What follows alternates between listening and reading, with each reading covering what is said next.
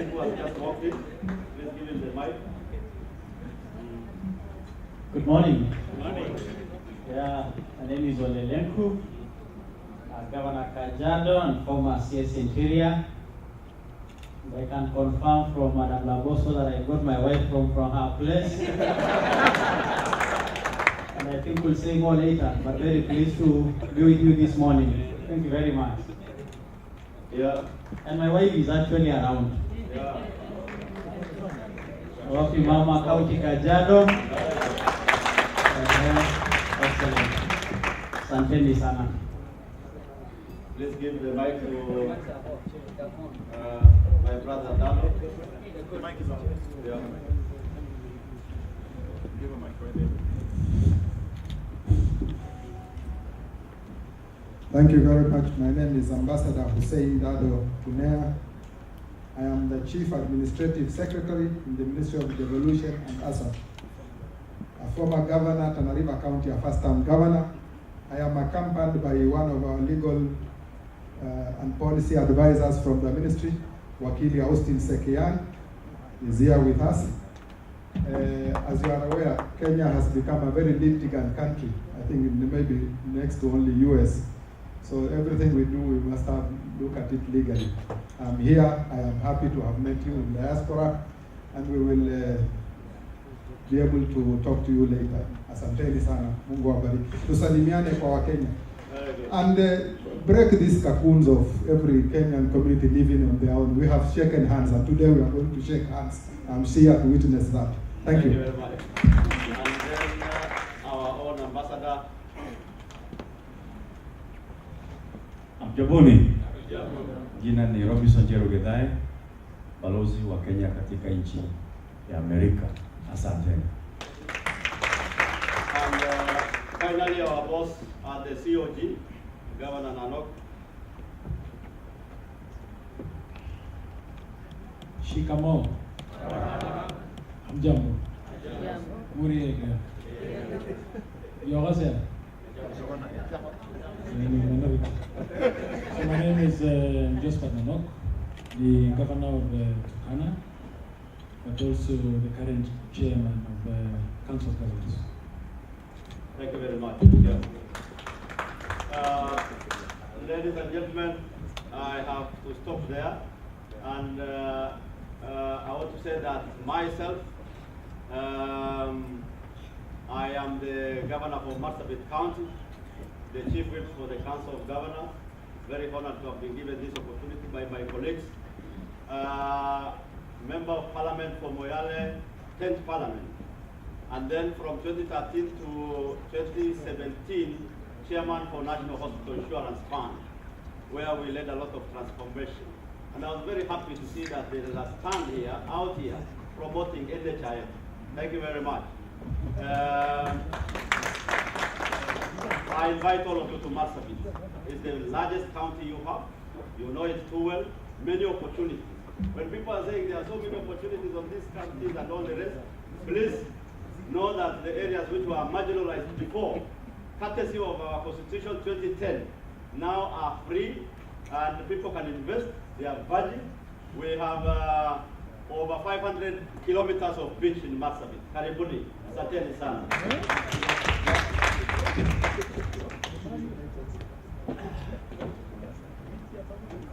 Thank you. Let us put our hands together for all the visiting delegates.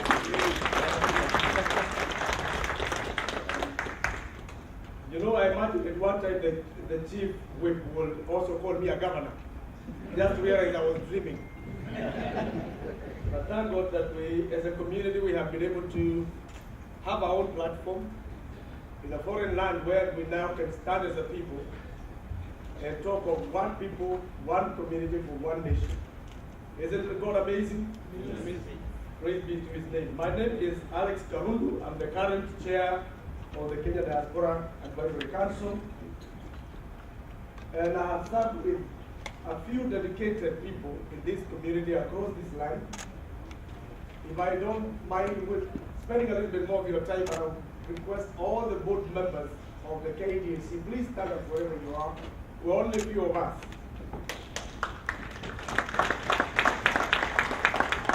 And very quickly, with your permission, I want you to hear their voices. There's something unique about the names that you hear. They represent the full geographical and cultural diversity of our country. And we have done that on purpose, so that no one in this country that comes from Kenya will feel unrepresented in our home. So, Benson, do you mind if you pass the mic quickly? There are only a few of them. Hello, my name is Elizabeth Odor, and I'm a treasurer. Appreciate please as they say their name.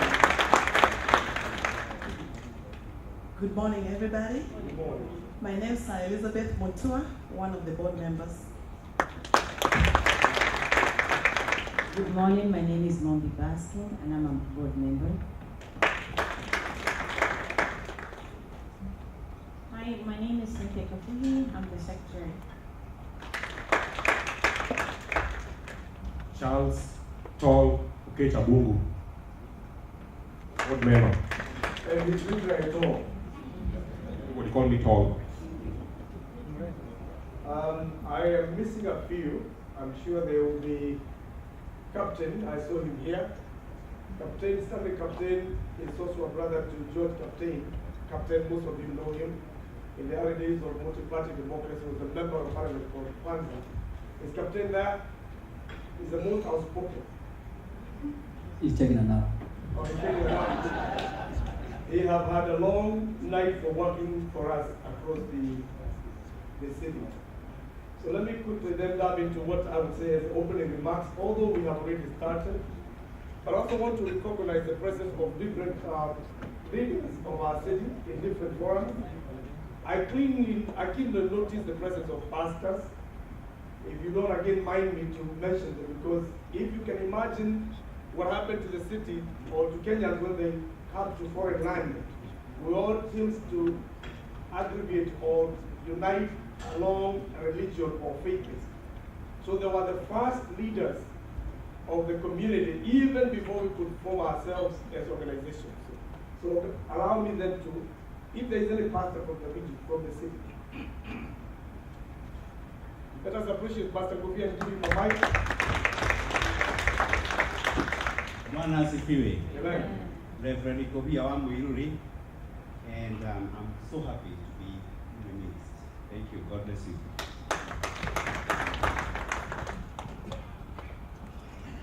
Pastor David Karanu Jenga, it's a blessing to be here and also to see our governors come over to this nation. Pastor Mohammed Warrioroba, asante kuhapa. I know it sounds contradictory. Yeah. Pastor Mohammed. Yeah.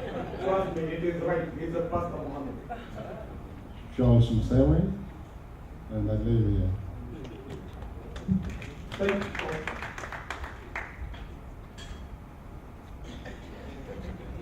I pastor a church as a minister in Raleigh, North Carolina. Thomas Mabiala. My church is a white church. I'm a missionary from Congo to the U.S. Wow.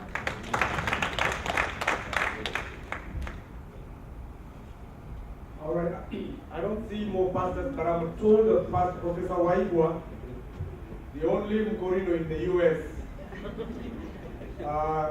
That have the courage to start a religion based on his beliefs. It's called Professor Ekho. He's a Mkorino, he's a professor in one of the universities in the way. And a few that are school also represent 22 pastor churches, Kenyan churches in this region. So if we can put God first, then the city can be better. And that's exactly what we did.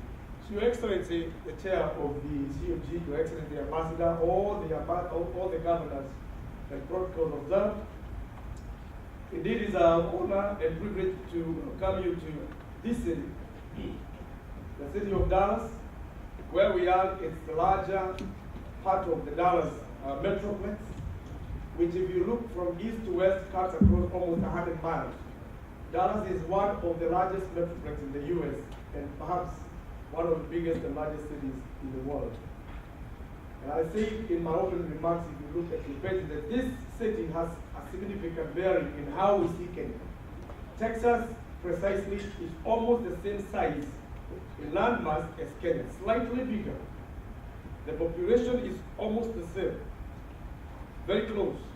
And if you look at the map of Texas, inverted clockwise one notch, it looks like Kenya. I don't know whether somebody has ever tried. Anybody who has witnessed that? Yeah. Take the map of Texas and twist it a little bit, 35-degree angle, it will become Kenya. Unfortunately, Texas is 14 times bigger on GDP. Given that it has had its history of many years of independence, it became part of the US, those numbers can be justified. But then we have a reason for us to benchmark on what Texas has become. And this conference is intended to unlock that potential. For many years, most of us that have come here have had been whining time, complaining, thinking of if Kenya, if you can. All those ifs can turn to possibilities if we work together. Let them this day mark the beginning of a relationship between us and the county government. And the reason I say county government, for those that have not had a chance to travel to Kenya in the last 10 years, maybe 80, but maybe precise, since we had the new constitution, and I'm sure these governors can attest to you. If you go to Kenya, the last 6 years of devolution have captured more than the 40 years the country has been independent. So it's one thing to complain about Kenya or what we want to complain from the social media. And it's good to have the media. But I beseech them, those that represent them here, and I hope this message can go across our country. Can our media be a little bit fair and look at the positives about what is happening in our country? Yes, we have weaknesses, just like any other society. Yes, we have corruption, we have accepted, and where is there not? Because we as residents of this country know better than what we read in the media. But these people have one thing in common. They are unified and patriot to the hilt. They will never talk ill of their country. They look at the positive and show why shouldn't we? I thought I'll get a clap from that. So with your permission, and I hope, you know, it's very quick. You have attended on the first conference I did to speak or to take along on the speech. I hope I don't, because this is not our day. But really, I just want to speak to our hearts as Kenyans. Can we listen to the opportunities available from our country? Diaspora limit $2 billion from statistics. We're headed to almost $2 billion a year. 47% come from the US. It is you that are giving money more Kenya than Eurobond. So even as you complain about Eurobond, positive or negative, we have the capacity to surpass that. How can we harvest then the $2 billion, which translates to 200 billion Kenya shillings, to real investment? And Your Excellency, these are low-hanging. The $2 billion that is remitted by diaspora is a very, very small fraction of what they have. Our mama munaona, if they release the kind of money they have, Kenya does not need to borrow any money from anybody. Amen?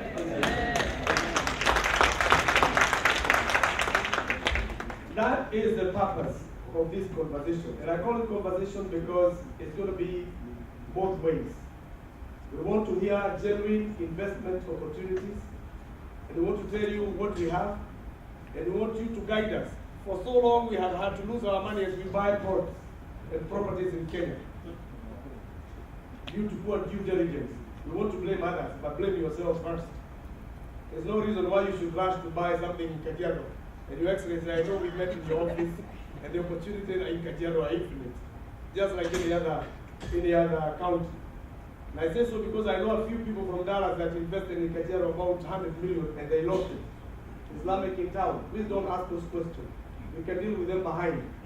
But there are reasons why we lose money as diasporians if you don't do our due diligence. Now you have the people who sit on the signatures of those issues. You have an opportunity to deal with them directly, one-on-one. So when I sit down, when When I was flying back from Kenya on Tuesday, because I spent some time in Kenya, and I did not have the benefit to sit on first class, I wrote something here, and it would be fair to read because my wife would be mad if I don't. I told her it's going to be my speech. So even as circumvent around my mind, I had written this because I inside myself, I feel strongly, Your Excellency and our friends, that that's who we are.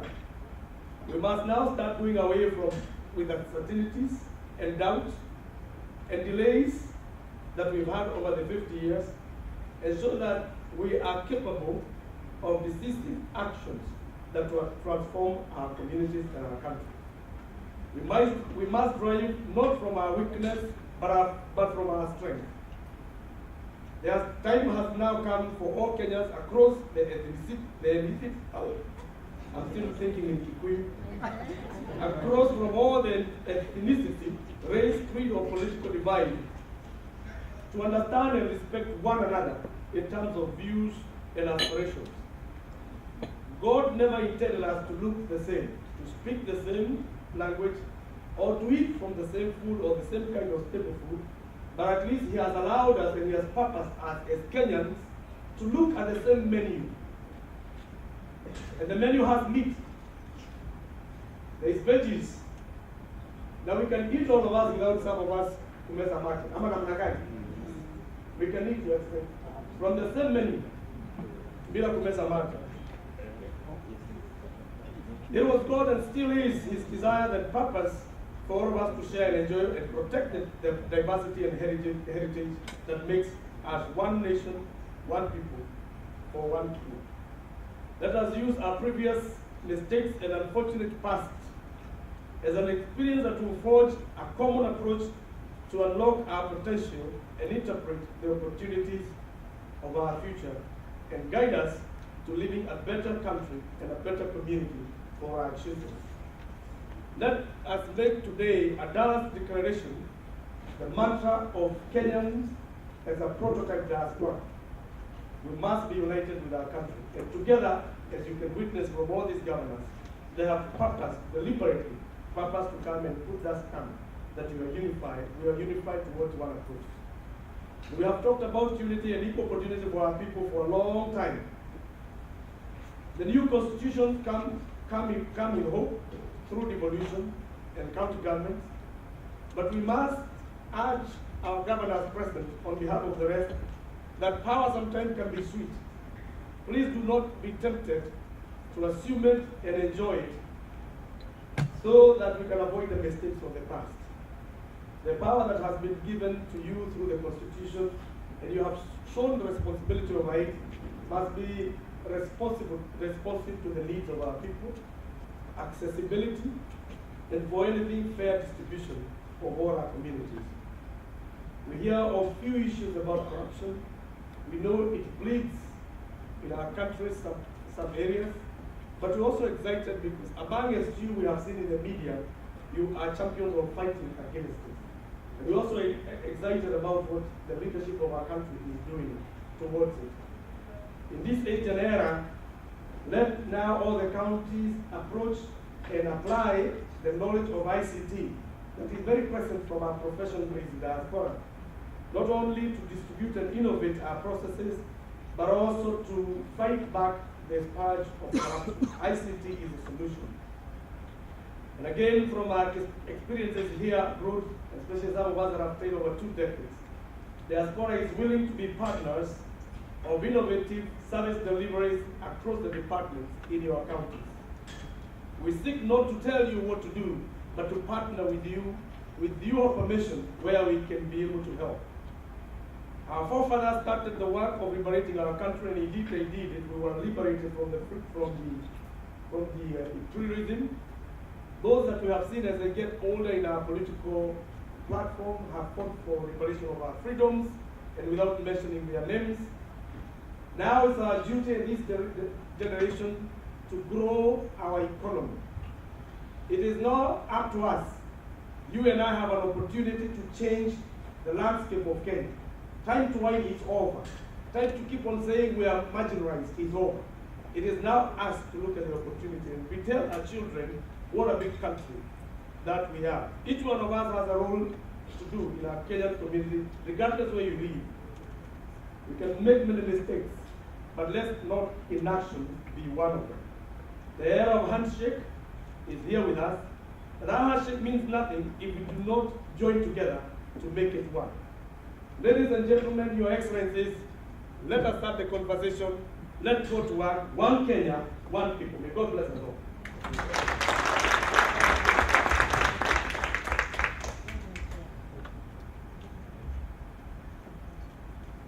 Thanks.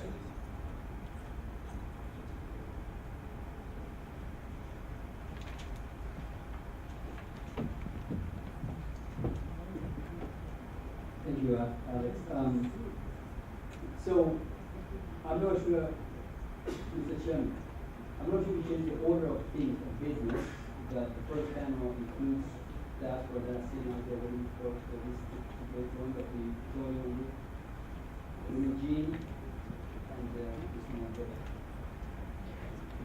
So, before we do that, however, we're going to turn the time over to our partner, Delay, and who will introduce our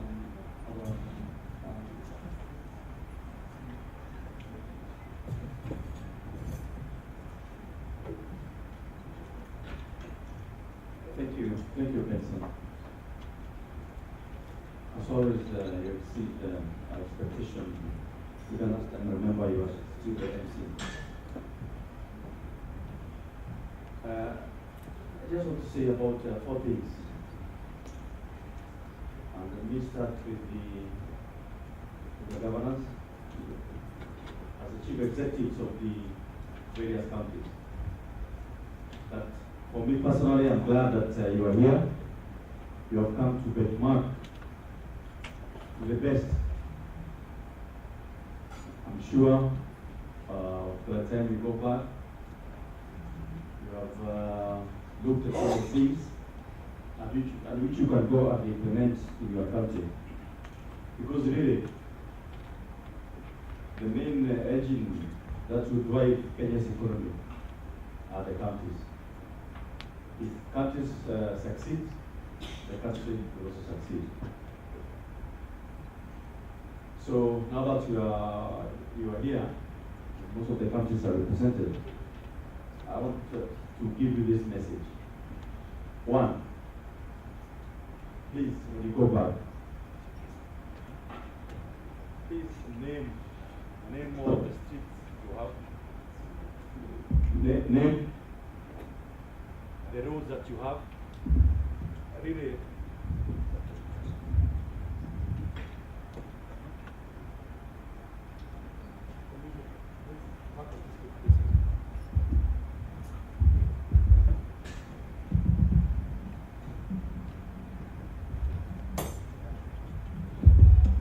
thank you.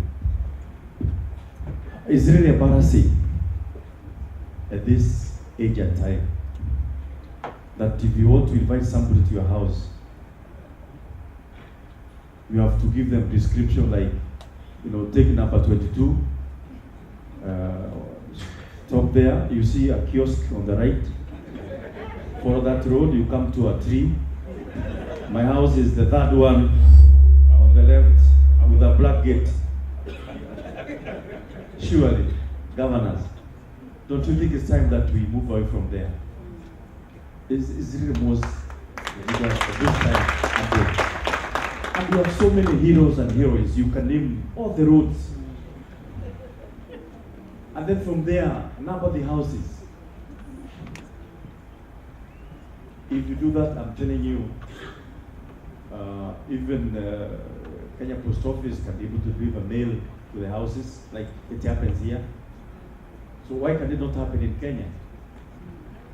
It can, yes. And even more, what I've realized, the importance of street names is actually more on security. In this country, you cannot hide. Because your driving license is, your house is factored into it. Your state ID, the address is there. If you have a bank account, the address is there. So you can't hide. So please, that's my request. Again, you have seen how clean the streets are. Let's collect garbage, really. Let's clean up our towns and cities. We owe that much to the residents. I know some of you have started, but let's expedite the process. Again, you have seen the roads here. Prof, beautiful roads, paved roads. In fact, here, if you don't want if you don't want a road to pave, particularly a road going to your house, you have to pay tax for city not to pave your road. Let's pave our roads. Let's seal the potholes. We owe that to our residents. The other thing I'm sure I would like you to go with it is the emergency system here, the 911. It works. Like where I stay, we have been given 3 minutes